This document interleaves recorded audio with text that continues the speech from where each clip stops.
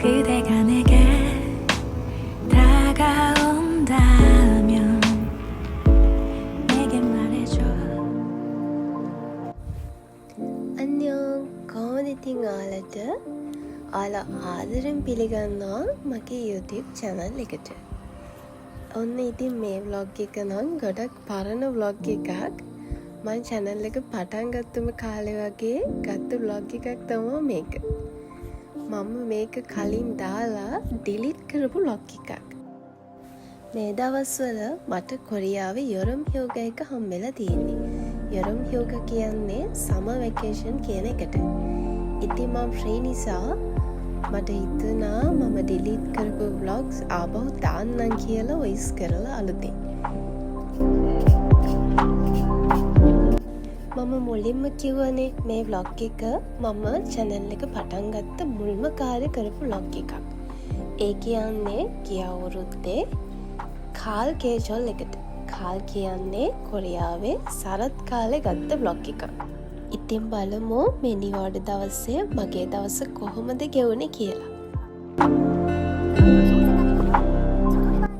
සරත් කාලේ කියන්නේ කොරියාවේ තියෙන හරිම සුන්දර කාලගුණයක් තියෙන කාලයක්. ඒ කාලෙට උදේම නැගිට්ටාම ජනෙල් දොරවල් ඔක්කොම ඇරලා මේ වගේ නිදහසේ කෝපි එකක් හදාගෙන උදේට කෑම ටිකක් ගන්න එකට මම හරිම ආසයි. ඒ කාලෙට තියෙන සීතල හුළඟත් එක්ක පුදුම රිලැක්ස් එකක් තමයි දැනෙන්නේ.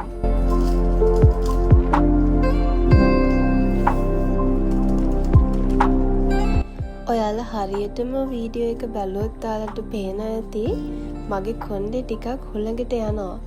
ජනෙල් ඇරලා තියෙනකොට මේ කාලෙට පුදුම සීතල හුළඟක් තමයි දැනෙන්නේ. ඇත්තටම ඒක සීතලකටත් වඩා හරියට නිකන් කූල් හිතට නිකන් ලොකු සැනසීමක් දැනෙන කාලගුණයක්. මොකද රස්නේ කාලේ ඉවර වෙනවත් එක්කම පරිසරෙත් හරිම ලස්සනක් ඇවිල්ලා මේ එන හුළඟත් එක්ක හිතට දැනෙන්නේ නම් කියාගන්න බැරි තරම් ලොකු නිදහසක්. සාමාන්‍යයෙන් මම කොරියාවේ කොහේ හරි වැඩකට යනවා නම් ටිකක් උදෙන්ම යනවා. විශේෂයෙන්ම හොස්පිටල් එකකට වගේ යනවා නම් උදෙන්ම යන්න ඕනේ. එහෙම නැත්නම් ඔයාගේ දවසෙන් භාගයක්ම ඉවර වෙනවා. මට මුලින්ම හොස්පිටල් එකට ගිහිල්ලා විටමින් D ඉන්ජෙක්ෂන් එක ගන්න තියෙනවා.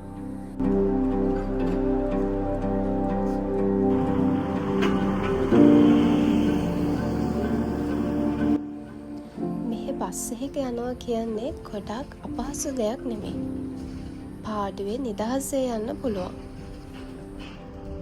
ලංකාවේ වගේ නෙමේ මේ හොස්පිටල් එකකට යනවා නම් අනිවාර්යයෙන්ම ඔයාගේ ID කාඩ් එක අරගෙන යන්න ඕනේ. හොස්පිටල් එකේ මාස 3කට එහා ඔයාගේ රෙකෝඩ්ස් නැත්තම් ආපහු ගෙදර යවනවා ID කාඩ් එක අරගෙන එන්න කියලා. මේක නම් අපේ ගමේ තියෙන පුංචි හොස්පිටල් එකක්. ගමේ හොස්පිටල් දෙකක් විතර තියෙනවා. ඉතින් ඒකෙන් මට හරියන එක තමයි මේක. මොකද හැමතැනම බෙහෙත් සමහර වෙලාවට අපිට අල්ලන්නේ නැහැනේ. මම දැන් මේ බලාගෙන ඉන්නේ මගේ නම කතා කරන එක.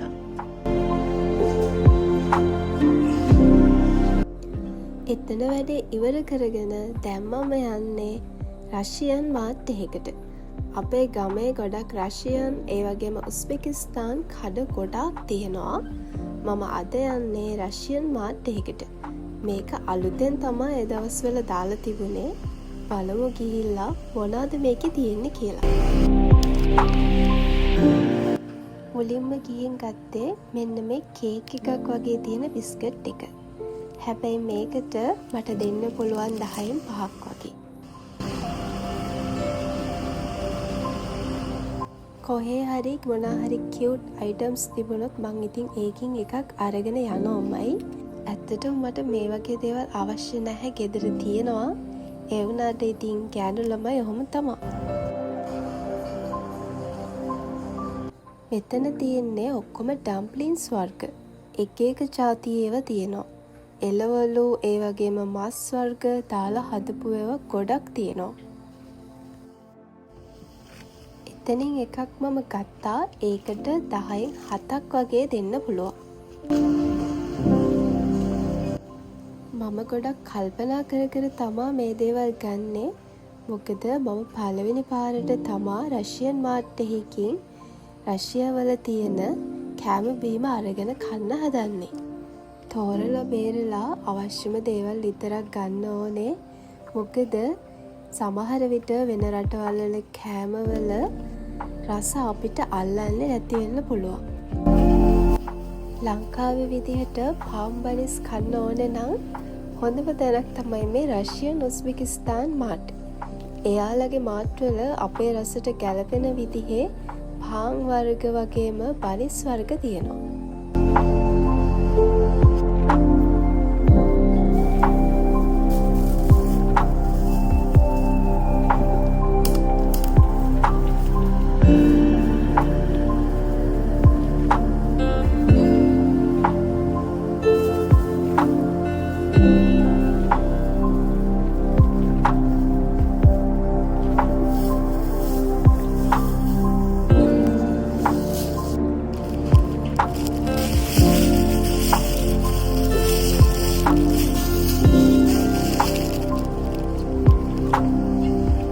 මේකට නම් මට 10න් 9ක් දෙන්න පුළුවන්. හැබැයි ගෙදර ගිහින් මයික්‍රෝවේව් දාලා තමයි කන්න ඕනේ. එහෙම නැත්තම් නම් මේකේ රස හරියටම දැනෙන්නේ නැහැ. මෙතන තියෙන්නේ කිරි, චීස්, යෝගට් වගේ දේවල්. ගොඩක්ම තියෙන්නේ චීස් වර්ග.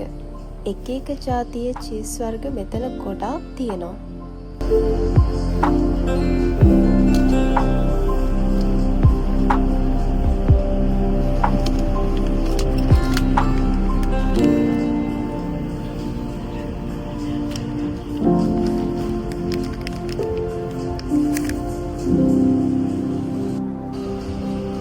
මෙතන තියෙන්නේ තේ වර්ග. හර්බල් ටී වර්ග ගොඩක් තියෙනවා. මම මෙන්න මේ ටී එක බොනවා කොරියන් ප්‍රොඩක්ට් එකක් අරගෙන ඒක නිදාගන්න කලින් තමා බොන්න තියෙන්නේ. එතකොට හොඳ නිින්දක් නිදාගන්න පුළුවන්. ඒ වුණාට මට මේ මාර්ට් එකෙන් ගත්ත ඒ කැමොමයිල් ටී එක නම් සෙට් උනේ නැහැ. මට හරියන්නේ කොරියන් ප්‍රොඩක්ට් එක තමයි.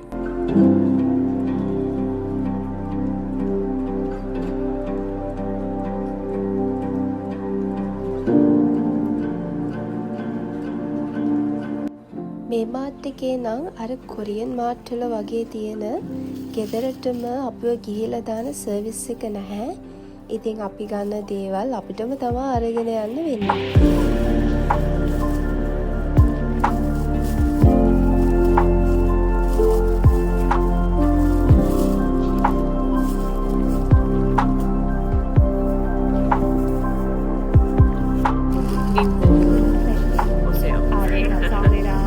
ඔන්න ඉතින් ඒ වැඩ ටිකත් ඉවරයි. ආපහු මම ගෙදර ගිහිල්ලා ඒ ගත්ත බඩු ටික ගෙදරින් දාලා දැන් මම මේ යන්නේ ගෙවල් ළඟම තියෙන shopping mall එකකට. මොකද මගේ යාළුවෙක් ඉන්නවා කම්පැනි එකේ වැඩ කරන. එයා වෙන රටක ගෑනු ළමෙක්. ඉතින් එයා ප්‍රෙග්නන්ට්. එයා හෙට ඉඳන් ආපහු වැඩට එන්නේ නැහැ. තව අවුරුද්දකින් තමයි ආයෙ වැඩට එන්නේ. ඉතින් එයාත් එයාගේ රටට වැකේෂන් ගියාම මට ගොඩාක් ගිෆ්ට් වර්ග ගෙනත් දීලා තියෙනවා. ඉතින් මම මේ යන්නේ එයාට ගිෆ්ට් එකක් ගන්න. හෙට ඉඳන් ආයෙ වැඩට එන්නේ නැති නිසා. බලමු ගිහින් මම යාළුවට මොනවද ගත්තේ කියලා.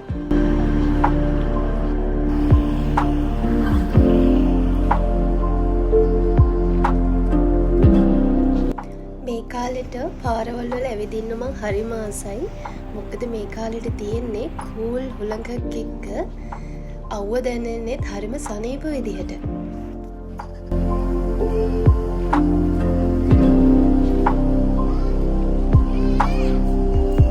මේ හරියට නම් ඔයාලා කලිනුත් ඇවිත් ඇති මාත් එක්ක. මේක තියෙන්නේ අපේ ගෙවල් ළඟම.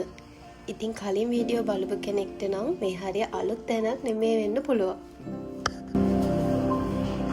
කාට මොනවා ගන්න ගියත් ඉතින් අඩුවට සේල් වගේ දාලා තිබුණොත් මං ආස කරන දෙයක් තිබුණොත් මුලින්ම ගන්නේ මං ආස කරන දේ තමයි.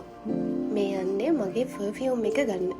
මොකද ඒකේ තිබෙන හැම එකක්ම සේල් වගේම 1+1 දාලා තිබුණා. මේ විදිහට මං ආස කරන දේවල් ගන්න පුළුවන් ඉතින් මම සල්ලි හම්බ කරන නිසා තමයි. 50ml가 78,000원, 얘가 112,000원. 이게 냄새가 좋은 것 같아요. 이거 괜찮아.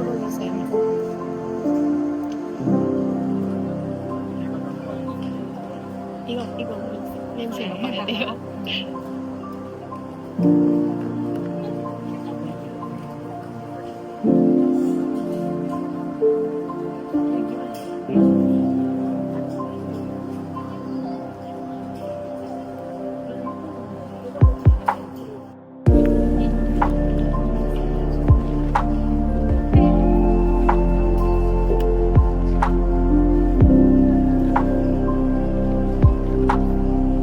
ඒ වගේම කොරියාවට එන්න ඉන්න අයට තමා මම මේක කියන්නේ.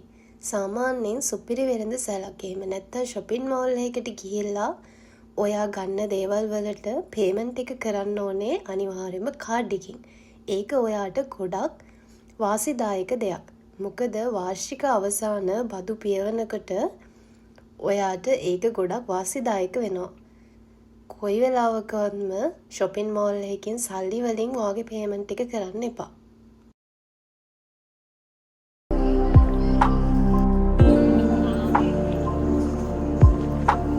කෙස් කරන්න බලන්න මම ගත්ත perfume එක මොකක්ද කියලා. කවට හරි පුළුවන් නම් කමෙන්ට් එකක් දාගෙන යන්න. මම ඊළඟ vlog එකේ හරියටම කෙස් කරපු කෙනාගේ නම කියන්නම්.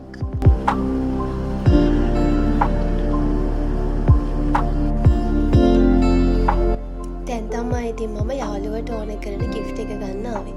මං ආවේ පුංචි අයගේ ඇඳුම් තියෙන section එකට.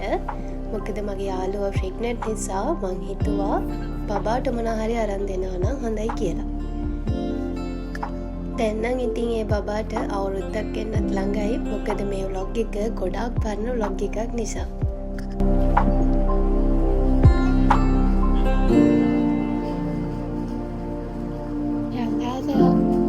한 달 애기예요. 달. 한 달? 네. 없어요. 저기 저요? 아가방이랑 서쪽에 모임을 가시는 죄송해요. 감사합니다. මම මේ පුංචි බබෙක්ට හැඳුම් ගන්න පළවෙනි වතාව ඉතින් මම වැරදි තැනකට තමා මුලින්ම ගිහින් තිබුණේ. ඊට පස්සේ යා මාව හරි තැනට යන්න කියලා පෙන්නුවා. 사진은 뭐가 있고 야 댓글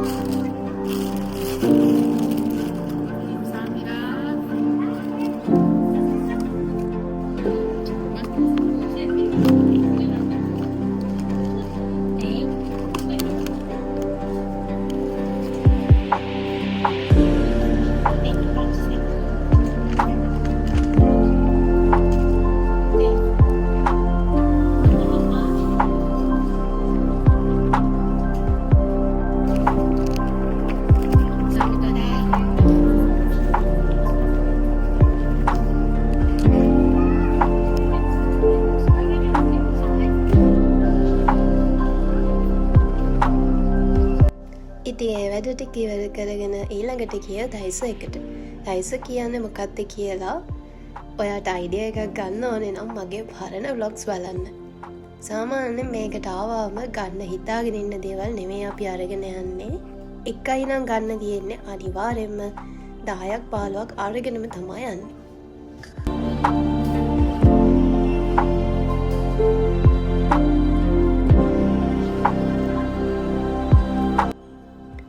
ඉතින් ඊට පස්සේ මම චුට්ටක් ගෙදර එළිය ඇවිදින්න ආවා. මොකද මං කලිනුත් කිව්වනේ මේ දවස්වල කාලගුණේ හරිම ෂෝක්. ඉතින් මේ වගේ දවස්වලට එළිය ඇවිදිනකොට වැඩ කරලා තියෙන පාඩම් කරන මේ හැම ස්ට්‍රෙස් එකක්ම චුට්ට රිලීස් වෙනවා. කෙටියෙන්ම කියනවා නම් යාළුවනේ කොරියාවේ කාලගුණේ හොඳයි කියන්නේ අපේ හිතට වෙන කිසිම දෙයක් ඕනේ නැහැ හිත සැහැල්ලුවේ.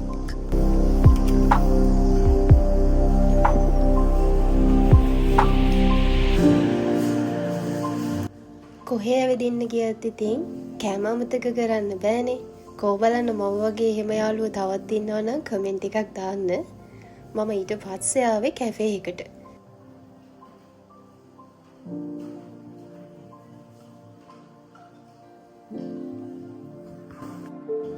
아메리카노 하나. 아메리카노. 여기 좋지. 아이스. 아니 아이스. 7,800원.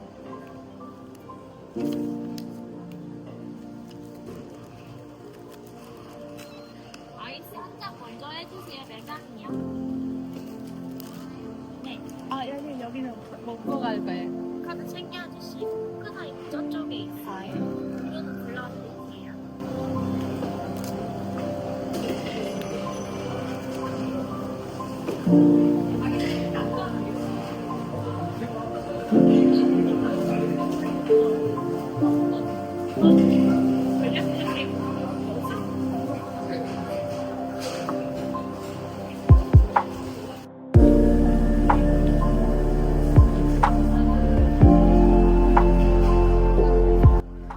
මම කියපු දවස මට මතක විදිහට ඉරිදා දවසක්. ඉරිදා දවසක් නිසා කැෆේ එකේ ගොඩක් කට්ටිය හිටියා. ඒක ඉතින් කොරියාවේ සාමාන්‍ය දෙයක්. සෙනසුරාදා ඉරිදට කැෆේස් වල ගොඩක් කට්ටිය ඉන්නවා. මෙහි කැෆේ කල්චර් එකක් තියනවා කිව්වත් හරි.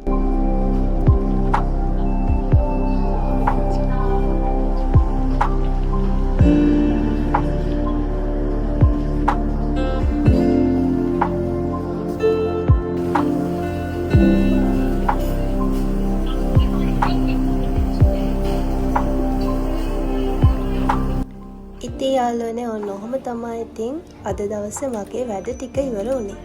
පරණ vlog එකක් නම් තමයි ඉතින් ඔයාලා සමහරක් අය නම් මේ vlog එක බලලා තියෙන්න පුළුවන්. මාත් එක්ක මුලින් ඉඳන්ම වගේ channel එකේ මට comment කරන like කරන අය. ඉතින් පරණ අයත් vlog එක බලලා comment එකක් දාන්න කොහොමද කියලා. ඊළඟට ගෙන vlog එක මම වෙනස්ම විදිහට vlog එක කරන්න කියලා තමයි හිතාගෙන ඉන්නේ. එහෙනම් අපි ඊළඟ vlog එකෙන් හමු වෙමු. ගිහින් එන්නම්. අන්‍යෝ.